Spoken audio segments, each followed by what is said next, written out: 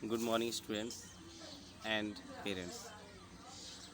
आज हम महात्मा गांधी की जन्मदिन पर आप सभी को ढेरों बधाइयाँ देते हैं। आप सभी को ये दिन बहुत बहुत मुबारक हो, बहुत बहुत खुशी का दिन है ये। महात्मा गांधी जो कि हमारे राष्ट्रपिता हैं, वो हमेशा हमारे बीच में रहेंगे अपने विचारों, अपने भावों के माध्यम से। महात्मा गांधी जो एक ऐसे व्यक्तित्व का नाम है जिन्होंने हमें आज़ादी दिलाई है। कहा जाता है, दे दी हमें आज़ादी, बिना खड़ग बिना ढाल, साबरमती के संत तूने कर दिया कमाल। तो साबरमती के संत तूने कर दिया कमाल, ये कहानी शुरू होती है गुजरात से, गुजरात के पोरबंदर से। गुजरात के पोरबंदर में हमारे गांधी जी का जन्म हुआ और इनका जन्म हुआ 1869 में। जब ये 11 वर्ष के थे, सोचिए 11 वर्ष के थे, उस समय इन्होंने 11 वर्ष की उम्र में हाई स्कूल की परीक्षा दे ली थी। जस्ट इमेजिन, 11 वर्ष की उम्र में हाई स्कूल की परीक्षा आपने दी और उसमें उत्तीर्ण भी हुए। जब ये 13 वर्ष के हुए तो इनके माँ बाप ने इनकी शादी, इनसे 1 वर्ष बड़ी एक लड़की थी जिनका नाम था कस्तूरबा गांधी, उनसे इनका विवाह करवा दिया। अब विवाह तो हो गया और ये विवाह से खुश तो थे, लेकिन ये चाहते थे कि जीवन में कुछ किया जाए, कुछ और ज़्यादा किया जाए। तो जब ये 18 वर्ष के हुए तो 18 वर्ष की उम्र के में ये इंग्लैंड गए और उन्होंने वकालत की पढ़ाई की। पढ़ने के बाद वहाँ से लौट के आए और लौट के आए ही नहीं थे, इंग्लैंड में ही थे। उसी समय इनको एक ऑफ़र मिला कि साउथ अफ्रीका में इनको वकालत के लिए ऑफ़र मिला। इनके कुछ जो मित्र थे या किसी माध्यम से पता चला कि गांधी जी जो कोई वकील बन गए हैं, वो यहाँ आके वकालत करें। तो एक समय था जब गांधी जी ट्रैवल करके साउथ अफ्रीका जा रहे थे। साउथ अफ्रीका का ही ये इंसिडेंट है। तो ये फ़र्स्ट क्लास का टिकट लेके और फर्स्ट क्लास कंपार्टमेंट में अच्छी तरह से बाबू वाबू बन के, अंग्रेज़ी कपड़े पहन के, हैट कैप कोट सब कुछ। तो वहाँ अंग्रेज़ लोग आए और उन्होंने कहा कि ये darkie, you cannot travel in this compartment, you have to go to in 3rd class compartment. उन्होंने उनको कहा कि आप 3rd क्लास कंपार्टमेंट में जाइए, लेकिन जो हमारे गांधी जी थे वो कहने लगे कि नहीं, मेरे पास तो फर्स्ट क्लास का टिकट है और मैं इसको डिज़र्व करता हूँ। इसको नहीं माना उन्होंने, क्योंकि उनकी संख्या ज़्यादा थी उस समय। तो वहाँ उन लोगों ने उनको, गांधी जी को थोड़ा सा बेइज्जत भी किया, थोड़ा सा मारा भी, पीटा भी। उसके बाद फिर गांधी जी वहाँ प्लेटफार्म पे उतर गए। प्लेटफार्म पे उतरने के बाद फिर वहाँ के जो लोग थे, ख़ास तौर पे क्योंकि जो साउथ अफ्रीका कल्चर है उसमें 2 डिफरेंट कैटेगरी के लोग रहते हैं, तो उन लोगों ने उनको, गांधी जी को सराहा। फिर गांधी जी ने उन लोगों के लिए स्ट्रगल किया, उन लोगों की वकालत की, उन लोगों के लिए मूवमेंट चलाए कई सारे। और एक ऐसा मूवमेंट था कि जब उनको जेल में डाल दिया गया था और साउथ अफ्रीका में, और उन्होंने कहा था कि भूख हड़ताल की थी कि हम नहीं, खाना नहीं खाएंगे, और भूख हड़ताल से परेशान हो गए। साउथ अफ्रीका की सरकार ने इनको रिलीज़ कर दिया गया था। रिलीज होने के बाद अब ये गांधी जी एक ऐसी पर्सनालिटी, एक ऐसे व्यक्तित्व बन चुके थे जो कि इंडिया को वाकई में जिसकी ज़रूरत थी। अब ये समय चल रहा था 1914 से लेके 18 का। 1914 से लेके 18, that means first world war का समय था। और उसी के बीच में 9 जनवरी सन 1915, मतलब 14 से 18 तक का वर्ल्ड वार था। तो 1915, 9 जनवरी 1915, जिसको हम प्रवासी भारतीय दिवस मनाते हैं, उस दिन गांधी जी अपने भारत आए। और भारत आके उन्होंने देखा कई लोगों, क्योंकि उस समय तक क्या है, गांधी जी काफ़ी फेमस हो चुके थे, इंडिया में भी फेमस हो चुके थे, क्योंकि इन्होंने जो साउथ अफ्रीका में काम किया था उसकी प्रसिद्धि न्यूज़पेपर और आर्टिकल्स के माध्यम से पूरे वर्ल्ड में फैली हुई थी। तो इंडिया में भी इस बात का एक उल्लेख था कि हाँ, एक व्यक्ति है जिसने बहुत अच्छा काम किया है, अंग्रेज़ों को नाको चने चबवा दिए साउथ अफ्रीका में।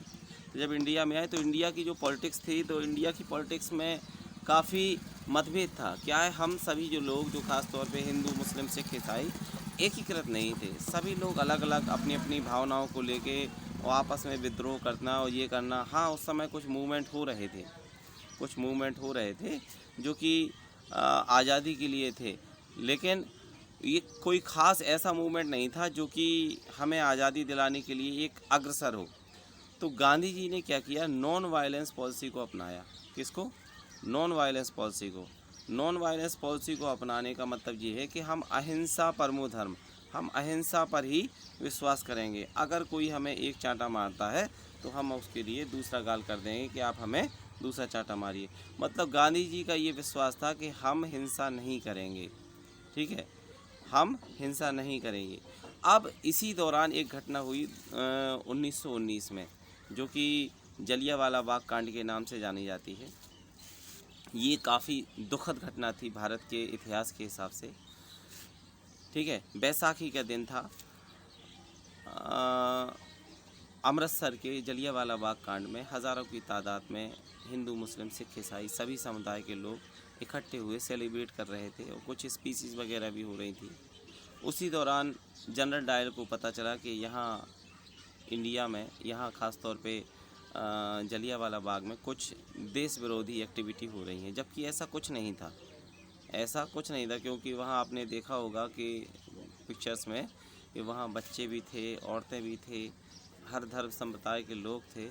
तो जनरल डायर वहाँ आ गए और उन्होंने पूरा का पूरा जो जलियांवाला बाग था उसको कवर कर लिया, बंद कर लिया, और हमारे लोगों को, ख़ास तौर पे हिंदुस्तानियों को बड़ी बुरी तरीके से गोलियों से भून दिया गया। उन्होंने अपनी जो ब्रिगेड थी, पुलिस थी, उसको लगाया और एक तरफ से शूट करने का आदेश दिया कि शूट टू किल। और उस समय जलियांवाला बाग कांड में बड़ा विचित्र, बड़ा ही दुखद माहौल उस समय हुआ। वहाँ हज़ारों की तादाद में लोग मारे गए, जिसको कि आज भी हम कभी भूले नहीं हैं। ये जो घटना थी, इस घटना के बाद गांधी जी को इस बात से बहुत ज़्यादा दुख हुआ। उन्होंने कई तरह के आंदोलन किए, उन्होंने स्वदेशी मूवमेंट चलाया, ठीक है।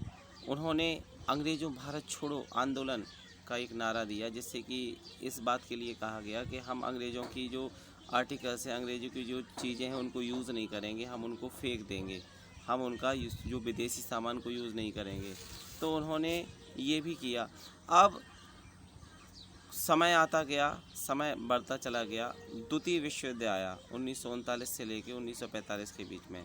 द्वितीय विश्व युद्ध आने के बाद ये ख़त्म भी हो गया। उसके बाद उसके पहले तक ये हमारे यहाँ आज़ादी का जो मूवमेंट और ज़्यादा चरम सीमा पे हो गया था, और गांधी जी को पूरे देश में ही नहीं, पूरे विदेशों में भी लोग जानने लगे थे, और गांधी जी की बात को हर व्यक्ति मानता था।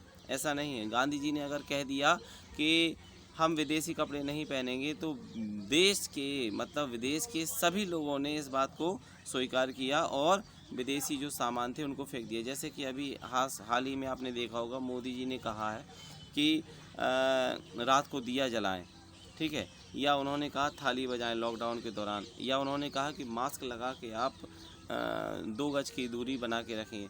तो पूरे देश के सभी लोगों ने इस बात का समर्थन किया और उसको लॉकडाउन में इस चीज़ को पालन किया। तो इसी तरह हमारे देश के जो राष्ट्रपिता महात्मा गांधी थे, उन्होंने जब कहा कि हम विदेशी सामान का यूज़ नहीं करेंगे और नमक सत्याग्रह किया, तो पूरे देश के सभी लोगों ने उनका समर्थन किया और बड़े बढ़ चढ़ के हिस्सा लिया। अंग्रेजी जो सरकार थी वो इस बात से डर गई कि आखिरकार ये ऐसा कौन व्यक्ति है जिसको कि हम हरा नहीं सकते, क्योंकि वो हिंसा पे विश्वास ही नहीं करता। जैसे मान लीजिए विवाद कब होता है, जब जैसे मान लीजिए आपने एक बार हिट किया तो दूसरी बार दूसरे ने हिट कर दिया। तो जब एक बार किसी ने हिट किया और दूसरी बार दूसरे व्यक्ति ने हिट नहीं किया तो वो विवाद नहीं होगा, ठीक है, उसमें क्या है, विवाद में शांति हो जाती है। तो अंग्रेजी जो सरकार थी वो इस बात से डर गई कि गांधी जो व्यक्ति है, जो गांधी के है, ये बहुत ज़्यादा डेंजरस, गांधी जी को वो डेंजरस मैन कहते थे, is a very dangerous person, ठीक है। और अंततः 15 अगस्त 1947 को गांधी जी के माध्यम से बड़े ही सिस्टमेटिक ढंग से हमें 15 अगस्त 1947 को आज़ादी मिल गई। ये हमारे गांधी जी की कहानी थी। और 1948 में एक सिरफिरे के द्वारा, जिनको कि नाथूराम गोडसे के नाम से जाना जाता है, उनके द्वारा इनकी हत्या कर दी गई। ये गांधी जी के बारे में कुछ खास बातें थी जो हमने आपको बताई। आप सभी बच्चों को, ख़ास तौर पे बच्चों को, पेरेंट्स को, संपूर्ण देशवासियों को गांधी जी की जन्मदिन की ढेरों बधाइयाँ। Thank you.